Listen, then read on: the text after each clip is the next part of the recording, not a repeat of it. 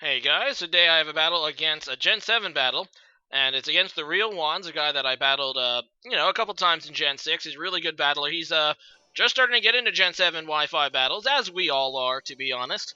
But this, I believe, is his first Gen 7 Wi-Fi battle, and it's an honor to have his first to be his opponent for that. And, yeah, this is, I believe, my second that I'm posting on YouTube, so, we're both rookies in this generation. Let's see who can use some strats to win. Now, this team that I'm using here was actually built by Niles, so thank you very much.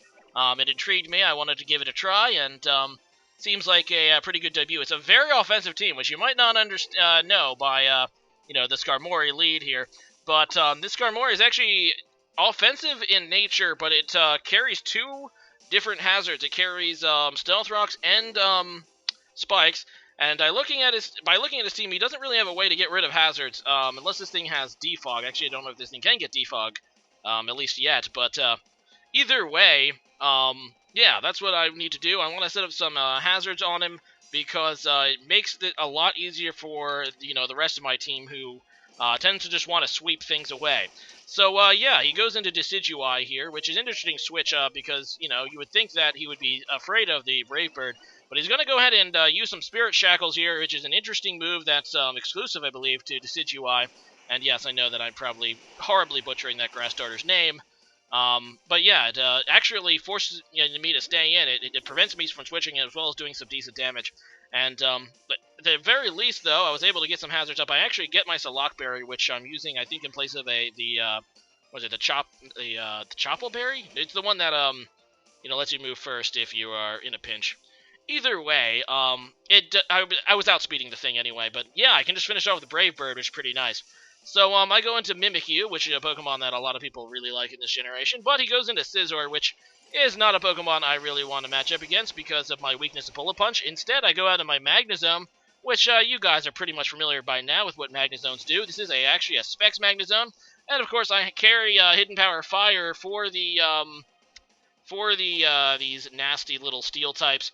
If only I was a Scarf one. Maybe I need to change this to a Scarf. I don't know. Because then I could have outsped this Scizor and probably still killed it with Hidden Power Fire. But then again, maybe not.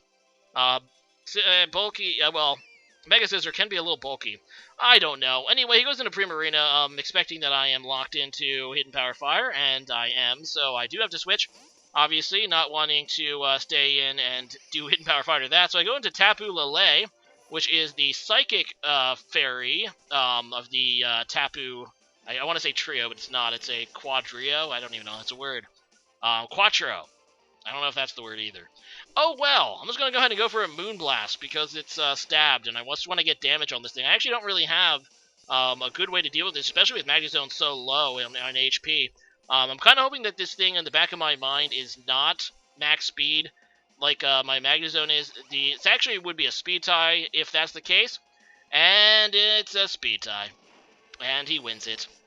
Which, unfortunately, I did check after the battle. I am Timid Max Speed Magnezone, so, yeah, that was definitely a speed tie, and it won that. So, I go into Sharpedo here, and first I'm just going to go Protect. Sharpedo's nothing new to you guys either. This is a Mega Sharpedo, so obviously I do want to get my speed boost off, and then I'm going to go ahead and Mega Evolve, and I will go ahead and use one of Sharpedo's new tricks.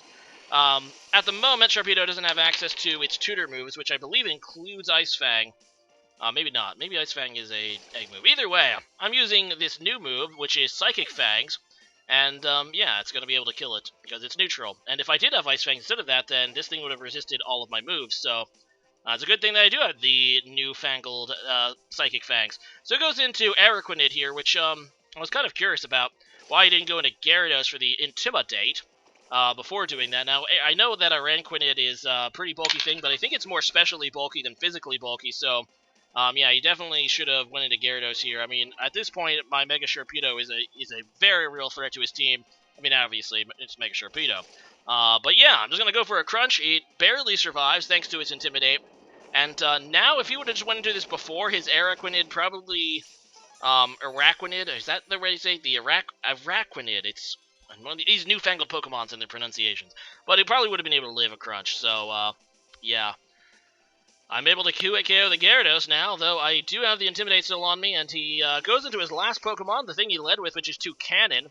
And TheKillerNacho is an interesting normal fly because it has a new move, which you're going to see in a minute. But it also has access to Bullet Seed, which is a pretty decent move, and it's going to completely murder my Sharpedo.